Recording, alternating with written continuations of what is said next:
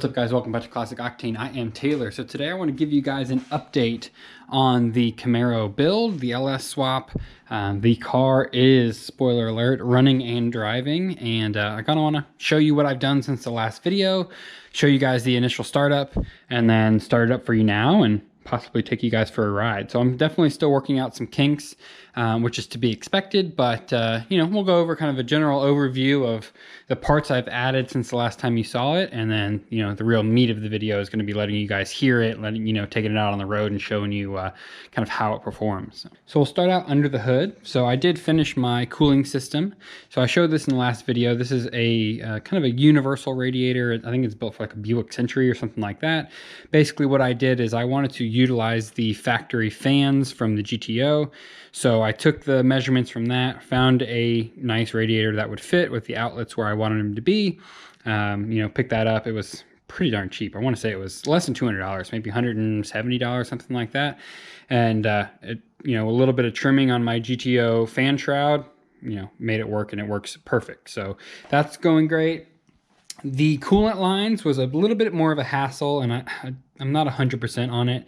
This does work. It just doesn't, I don't know, it doesn't look all that great. So what I did is I used the factory kind of metal crossover pipe that was in the GTO. I think this was actually utilized for the lower radiator hose in the GTO. I don't remember exactly, but I took that. So we have a 90 coming off of the top here into the metal pipe. And then what I did is I bent up a coat hanger, took it down to Napa, and had the guy go in the back and find a hose that had the same bend. So you can see it like comes down to a 90 here, then that turns 90, and then goes to like another 90. So it's like this kind of crazy S shape. I wish that this center section right here was like an inch or two shorter. That way the, you know, coolant, this radiator line would be kind of level with everything else, and then also wouldn't create this kind of high spot right here where air could gather. It's not a problem yet. Like I said, I have been driving the car around. It hasn't been like crazy hot or anything, so I haven't, you know, really put the cooling system through that crazy of a test yet. But it does seem like it's, you know, was able to bleed properly and stuff, so it's not going to be an issue by the looks of it, but we will keep an eye on it. For the vent line, so there is these steam lines that connect the top of each head, and then basically there's a little outlet underneath the throttle body right here. I just connected that to a line. This radiator had connections to, I don't know, it's not a trans-cooler because that's what these lines are for here. So I'm not sure exactly what you would utilize these for, but they just run right into the main tank of the radiator. So I just got a little barbed fitting, screwed it in there, and then we just have this hose. It doesn't look particularly great, but, you know, I could flush route it around here and, you know, route it a little bit better. I just wanted to get it on the road and making sure it was going to perform properly before we worry about making it look good. Same goes for this wiring. I have basically all of my fans and the relays and everything for them kind of wired up here, and I don't like this big jumble of wires right here. So I kind of want to do like a power distribution block, something like that. Hidden maybe in the fender somewhere where I can have like a nice cable that runs to it, and then all of this kind of hidden where you don't see it. Again, this is just kind of making sure everything functions properly before we do the final cleanup step. Ran my heater hoses. Now that we're getting into winter time, I wanted to make sure I had that set up. I'm using the same fuel pump relay that I used with the previous EFI setup. I just had to switch it to where the MS3 Gold Box ECU I'm using is a ground trigger for the relay for the fuel pump. So I had to change that up because the Phytech was actually a positive 12 volt signal for the fuel pump relay. So got that switched over. And that covers most of the stuff on this side. My air intake, I don't know if I mentioned this in the last video or not, but I use the kind of stock, you know, out of the throttle body hose because it does have the air intake temperature sensor in it, which I needed for the ECU. And then what I did is I got a 45-degree bend of like 3.5-inch aluminum, and then into one of these Spectre, you know, relatively cheap but good reviews on Amazon air filters that I ended up just having to make a little bracket down here to keep it secure. Otherwise it would have flopped around and gotten into the belt and stuff. So this is nice and secure, but the beauty of this is it has this kind of flexing area in the middle, so the engine can move and that has enough flex in it to where nothing's, you know, too rigid where it's going to crack or anything like that. Everything over here is pretty much the same. I guess I can cover these engine covers. I'm like 80% sure I'm gonna keep them. They are obviously the stock ones off of the GTO, but what I did is I shaved the GTO emblem off of the middle here and then sanded that nice and smooth, gave it a coat of black, and then repainted the outside silver because the paint was all like chipping down here and stuff from before. I kind of like having them on there because basically everything underneath those covers is pretty ugly. It's just like a lot of wiring, you know, coil wires, that kind of stuff, fuel rails, and, you know, obviously I don't want a ton of plastic on this engine because it's a 50-year-old car and it shouldn't have a lot of plastic, but I don't know. I think it looks pretty clean. Let me know what you guys think. Keep them, ditch them, paint them a different color. You know, I'm kind of up in the air on what I want to do, but I think for now it looks pretty good. So that pretty much covers everything that's changed under the hood. I don't think there's anything else that I forgot. So we will move to underneath the car. So I did end up building my own 3-inch exhaust. So I bought an X pipe from Hedman, which is the same people that make these headers, because it already had the right spacing for an LS collectors, you know, to be able to go right into the exhaust. So the spacing was right. Basically what I had to do is just make some pipes up here that connect from the Hedman headers, because they're kind of mid-length headers. They're definitely not long tubes. So they had to connect from there down into the X pipe right around that area. It runs back. The little X is kind of right, I would say within the first foot of the drive shaft, which is where it has the most room. You know, it's behind the transmission. It's tucked up pretty nice. The only problem is, as you can see back here, this part of the exhaust is way too low. So I did my best that I could, you know, on my back with a car on jack stands. Building an exhaust is a huge nightmare. So I did the best I could to kind of keep it nice and tucked up and out of the way, but I didn't do a great job right here. So it doesn't hit on the road, or it hasn't yet, but I imagine it'll catch a speed bump or something like that. So I'm going to have to address that for sure. As of right now, I'm not going to bother with it because I want to be able to drive the car, but you know, I want this car basically for you to be able to jump in it and drive it wherever you want, and I don't want to have to dodge, you know, big parking lot entries or speed bumps or anything like that. I would rather, you know, give up some exhaust size or something, go down to 2.5 inch on part of it or something like that to increase that drivability. For mufflers, I went round and around for probably a month trying to figure out what mufflers I wanted to run, because you know, exhaust is just like wheels on a car, to where if you have the wrong exhaust, it can ruin the car. Just like a weird, you know, if I had some gold Dayton wire wheels on here, it would ruin the whole look of the car. Same thing goes for an exhaust. If you put the wrong exhaust on an LS, it can sound like a, you know, redneck with a straight piped truck, you know, off-roading or something, and it's like, that's definitely not what I wanted for this car. So after all that research, what I decided to go with was the Borla crate mufflers. So they're a new design, and they have 3 categories.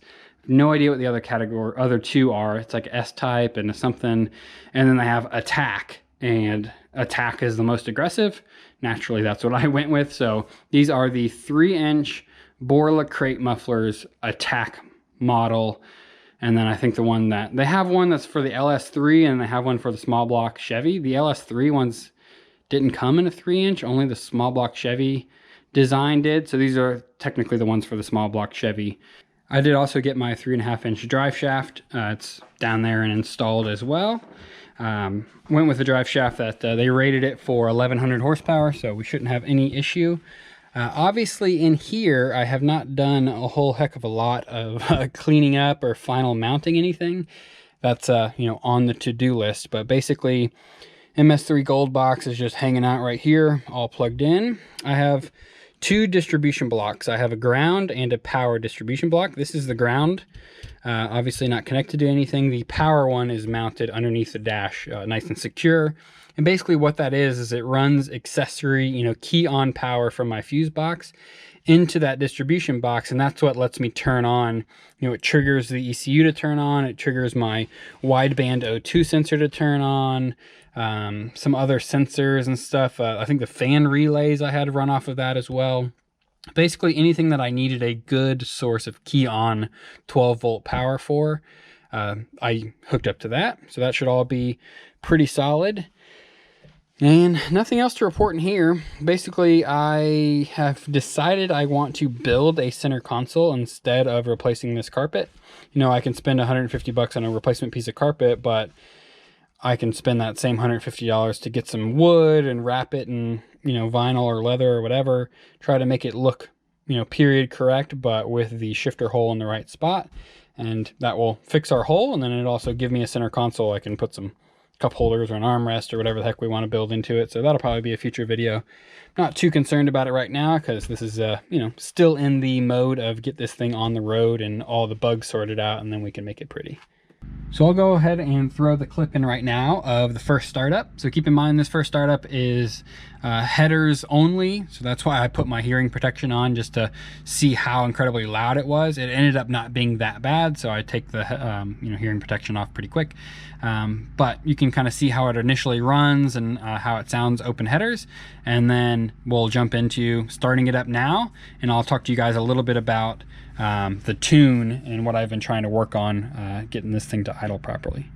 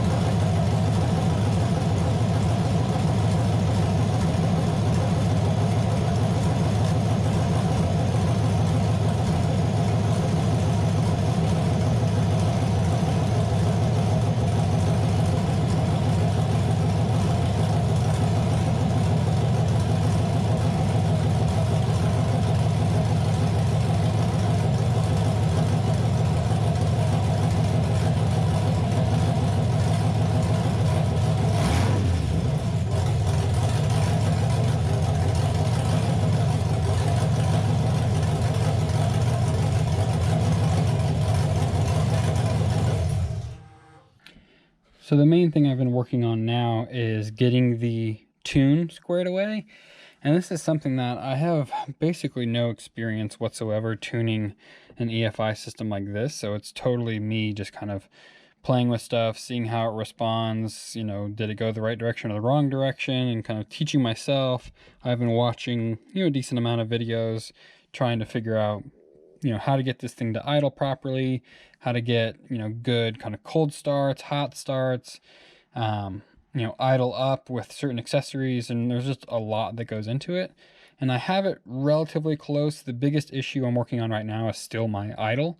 So basically there's two issues with the idle right now. Is one, when I first start it cold, I have to keep my foot on, you know, 5 to 6% TPS, so my foot basically on the throttle to keep the engine running. And I have to do that until it hits about 140 degrees, and then it idles fine. And what I think the problem is there is a setting in here for warm up enrichment, and I believe it is putting too much fuel in before that temperature. So basically, you know, there could be a whole video series, and there has been made on this subject, but to give you the quick rundown, basically this is a warm-up enrichment setting.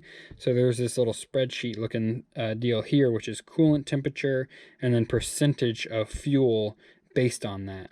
So when you start your engine at, you know, 68 or 58 degrees, it's going to give it 152% of whatever fuel you have in the AFR table or VE table setup. So if you go over here, we close this. This is the main VE table, which is RPM on the bottom versus engine load on the top. Only goes up to 100 kPa because this is a naturally aspirated engine. Basically at idle, we're right around this like 50, 60-ish kPa, and ideally around 800 or 900 RPMs. So our engine's kind of right in this little area right here. So these numbers, this 24, 28, 27, is you know, what our target kind of VE is, which is volumetric efficiency. I believe that's what it stands for. So when it's a cooler temperature, it'll actually give it more fuel to kind of compensate for that. So what I'm gonna work on now, and this is something you can only work on like once or twice a day, is to try and get this set up properly. The reason you can only work on it is because the engine has to be completely cold for you to be able to properly tune it. So I'll probably set you guys up, you know, somewhere around on a tripod or something. I will fire the car up, and we'll kind of work on this VE table and see if we can get this thing idling properly.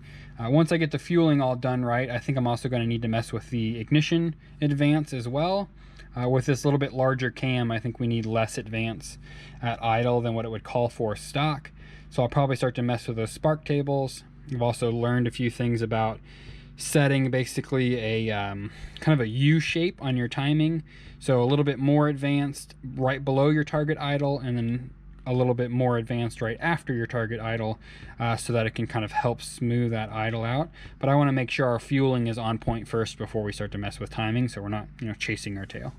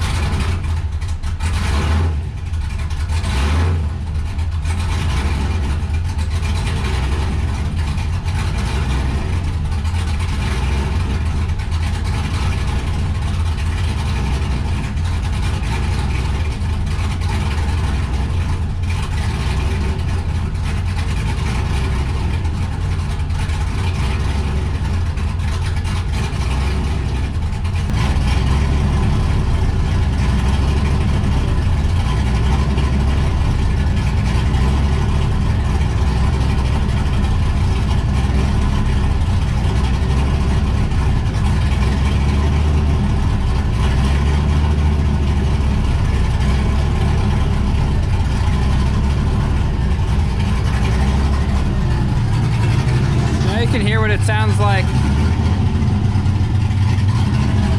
and you can hear that like hunting idle. That's one of the things I'm trying to fix.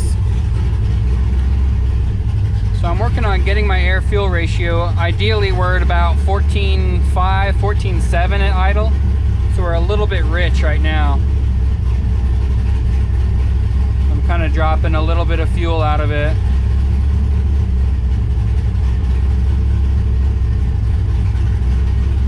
Try to get it in that 14.5, 14.6.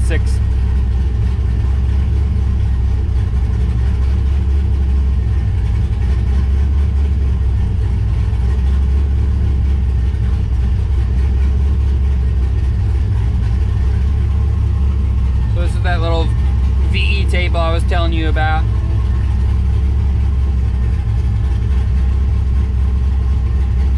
So not bad, not bad. Let's see what our ignition advance is at. So right now we're floating around 20 degrees, 18, 20 degrees, somewhere in there. That's really not too bad. My target idle speed, I think I wanted to be around 900 or so. And right now we're about 950, between 950 and 1,000. Voltage is good. I got the alternator hooked up and everything figured out with that. So not too bad, not too bad.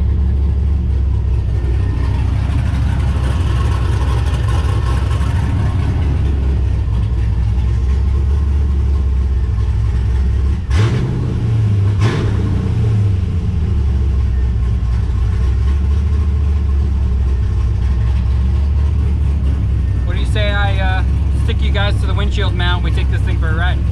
We are back out of the garage. Hopefully you guys can hear me. So one thing I did notice first time I drove this car is this clutch. If you remember, it's a spec twin disc clutch, is an on-off switch. There is no slipping it, there is nothing. It is, when it engages, it's going, which makes it very hard to drive smoothly. So keep that in mind. It's not my first time driving manual, I'm just learning how to drive a very aggressive clutch. The pedal pressure is not bad, but also because it's a twin discs, there's that like floating metal disc in the middle. And when you hold the clutch in, it rattles a little bit. See if you can hear it now. No way you'll be able to hear that, but it's just kind of like a light rattle grinding kind of noise. It's a little bit annoying, but it's the side effect of a twin disc. So. Coolant temperatures are good. AFRs are good. Let's go.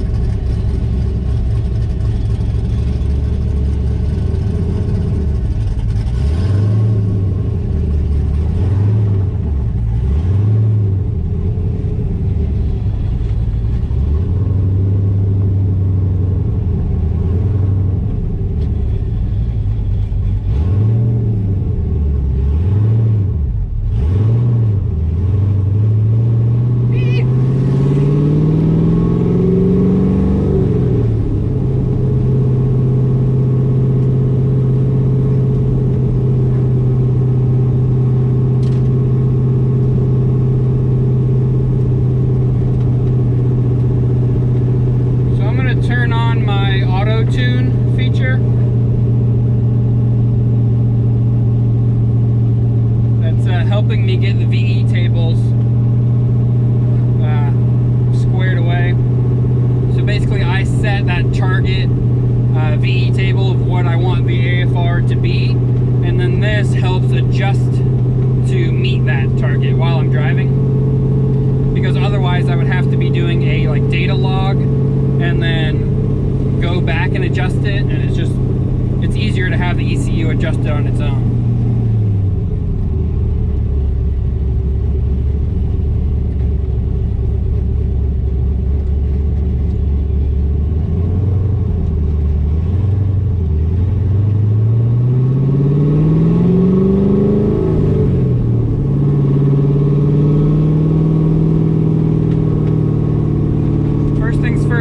Go to the gas station. Alright, we got a full tank of gas. Hopefully you guys can hear me. Car seems to be running well. I definitely still have a lot of work to do on the idle. When I started it back up after filling up with gas, the idle was super rich. So I think there's a setting in there for like after crank enrichment. I need to lean that out a bunch. And then now at the last red light, it seemed to be idling at like 1100 to 1200. And again, I really want it to be down in that like 900 range. But cruising and, you know, on throttle, it seems to be doing great. So I'm gonna keep driving it, and I'll bring you guys back in a little bit. So I'm cruising the car around. I just pulled up to a red light. Oh, it turned green now, but it's idling really high, about 1200 RPMs. Not really sure why that is. Give you a little idea what the exhaust sounds like.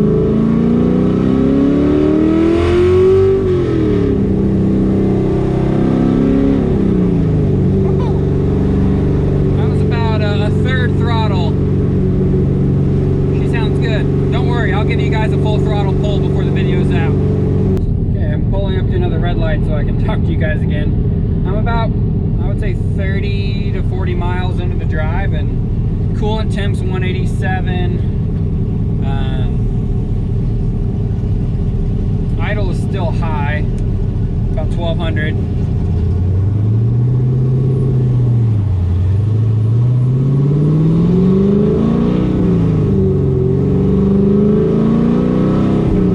Everything else looks really good.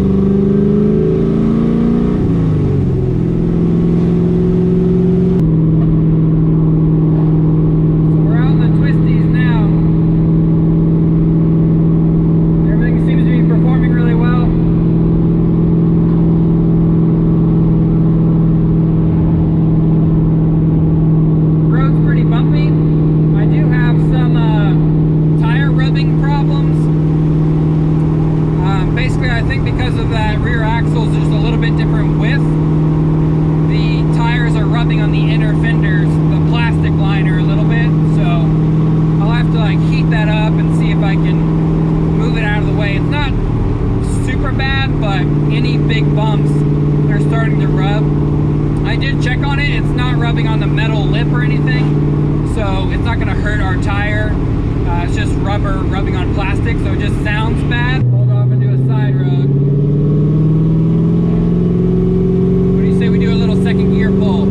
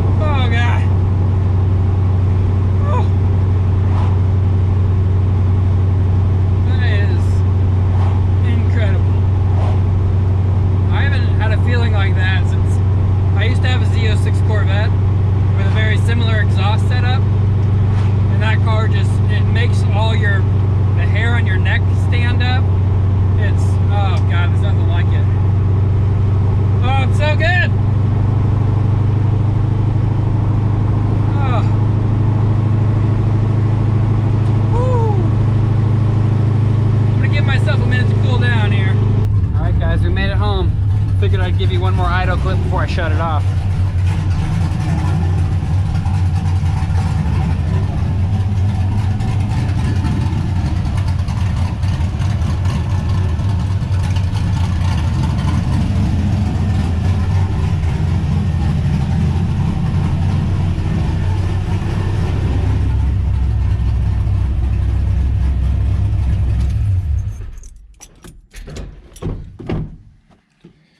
Actually, we'll leave it neutral because I feel like I'm going to forget it's in gear and I have not hooked up a clutch switch yet. So it would just try and start. And if I don't have the clutch in, it's going to start rolling forward. So, holy moly, guys. That was... I'm still kind of lost for words on how I feel. I don't know, I've owned this car for a couple of years, and those of you who have followed my channel for that long know that it's never really, honestly, it's never really worked all that well. I had the old small block in it. Originally, it was an automatic.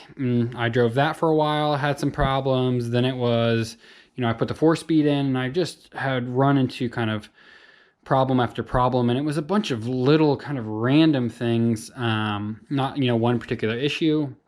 And what literally prompted me to start the LS Swap is a couple of months ago, maybe 2 months ago, I was driving it and the whole car just lost power and left me stranded. I had to have my parents come pick me up, bring me back to the house so I can get my truck and trailer and winch it onto the trailer and bring it home. And that is when it was kind of like the last straw where I was like, you know what, I am doing it. I'm doing the LS Swap. So the fact that I have now driven this car not that far, I would say maybe 100, 120 miles since the swap's been done. And I mean, it's been, I wouldn't say flawless, but it's been really, really good. And that is like, makes my heart happy because like I said, I've had this car for a couple of years and I have not really been able to enjoy it. So that was the point of this swap. Was making it a car that you can just get in and turn the key and drive it and don't think about the car other than having fun and enjoying the car, not like what's going to go wrong, what was that noise, what was, if I'm gonna, let somebody, one of my friends drive the car or whatever, I got to give them, the full list of instructions on how to get in and start it. And no, I want it to just operate like a car, and it's getting really close to that. So the tune is already a lot better. I may do a whole video on what I learned from that Mega Squirt setup, just in case you guys do decide to go with that same ECU and you have questions about it. So I will, let me know in the comments below if you guys still have any questions or anything, and need any more information on that. And I can tell you what I did, the steps and settings I changed to get the car to run the way it does. I'll probably come back out here tomorrow morning and work on that cold start idle enrichment. Also I mentioned it in the video, and again, I have no idea how the audio turned out inside the car, but the after start enrichment is way too rich. So if you turn the car off and then get gas or go into a restaurant or whatever, come back out, start it back up, it runs super rich to the point of where it wants to die for the first maybe 5 to 10 seconds, and then it clears right up. And that's what's called after crank enrichment. It does that to help the car start, but with this cam and stuff, you are supposed to lean it out quite a bit for that initial startup and idle. So that's what I'm going to call it on this one, guys. The LS swap, I'm going to consider it officially done. Obviously, like I mentioned throughout this whole video, there are still a bunch of little final tweaks and stuff we need to do, but it's a running, driving car. It works. I'm almost confident enough to take my wife on a ride. She's like the person that the car will work fine, and she comes with me, something always goes wrong. So she's going to be the ultimate test. If it can take her to dinner and bring her home without having any hiccups, then we know the car is sorted and ready to go. So I'm sure this video was a long one. If you guys are still watching, I really do appreciate it. Hit the thumbs up button. It helps the channel out a lot. A lot of interesting things coming up on the channel very soon. We got some more car content that's not even this car. It's actually a whole different project we're going to be introducing soon. I'll give you guys more information on that in the not too distant future. So again, I appreciate you watching. I'll see you on the next one.